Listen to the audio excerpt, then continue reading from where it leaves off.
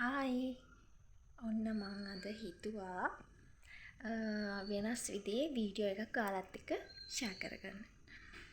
වෙනදට skin care, hair care videos නේ ගේන්නේ. අද මම හිතුවා කුකින් වීඩියෝ එකක් ගේන්න කියලා. අද අපේ ගෙදර පිලින් අච්චාරු හැදුවා. මං හිතුවා ඔයාලත් එක්ක ඒක ෂෙයා කරගත්තට හොඳයි කියලා. හැබැයි ඒක වීඩියෝ කරන්න ගනිද්දී මට එහෙම අදහසක් තිබ්බේ නෑ. හැබැයි මට පස්සේ හිතුණා වීඩියෝ එකක් කරොත් හොඳයි කියලා. ඒකේ මුල්ම ටික රෙකෝඩ් වෙලා නැති හින්දා මම ඒක කියන්නම්. කොහොමද අපි මුලින්ම මොනවද කළේ කියලා. බිලින් ටික අරගෙන හොඳට සෝදලා අර වතුර ගතිය යනකන් තියලා ඊට පස්සේ ඒකට ලුණු දාලා බිලින් එකට ලුණු දාලා අපි ලිපේ තියාගන්න ඕන වතුර කිසිම දෙයක් නොදා. එහෙම තමයි අපේ පළවෙනි පියවර බිලින් අච්චාරුව හදන. මං ඊට ටික වීඩියෝ කරා.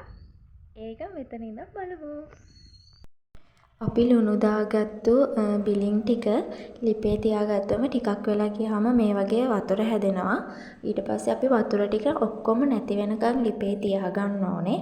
ඊට පස්සේ මෙන්න මේ වගේ වතුර නැති වෙනකන් ලිපේ තියාගන්න ඕනේ. ඊට පස්සේ අපි බිලින් ටික වෙන භාජනයකට අපි දාගන්න ඕනේ. වතුර අයින් වුණාට පස්සේ මෙන්න මේ වගේ.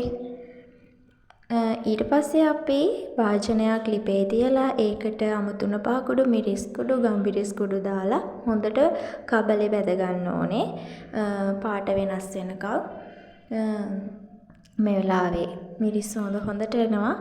ඊට පස්සේ අපි ඒකට එකතු කරගන්න ඕනේ රතු ලූණු හරි ලොකු ලූණු හරි. මේ මම එකතු කරගෙන තියෙන්නේ රතු ලූණු. නැත්නම් ලොකු ලූණු. ඊට පස්සේ අපි ඒකට විනාගිරි දාගන්න ඕනේ අවශ්‍ය ප්‍රමාණයට. ඊට පස්සේ අපි ඒකට දාගන්න ඕන අබ පේස්ට් හැන්දක්, තේ හැන්දක්. ඊට පස්සේ අපි ඒකට සීනි එකතු කරගන්න ඕනේ ඇඹුල් ප්‍රමාණය අඩු කරගන්න. ඊට පස්සේ මේ මිශ්‍රණයට අපි බිලින් ටික දාගන්න ඕනේ. බිලින් ටික දාලා හොඳට හැන්දෙන් කවලම් කරගන්න ඕනේ. අර අපේ පේස්ට් එක බිලින් වලට වදිනකම්. හැබැයි මේක කිඩි පිටින් දාලා තියෙන නිසා කඩා ගන්න නැතුව හොඳට මිශ්‍ර කරගන්න ඕනේ. මේ විදියට.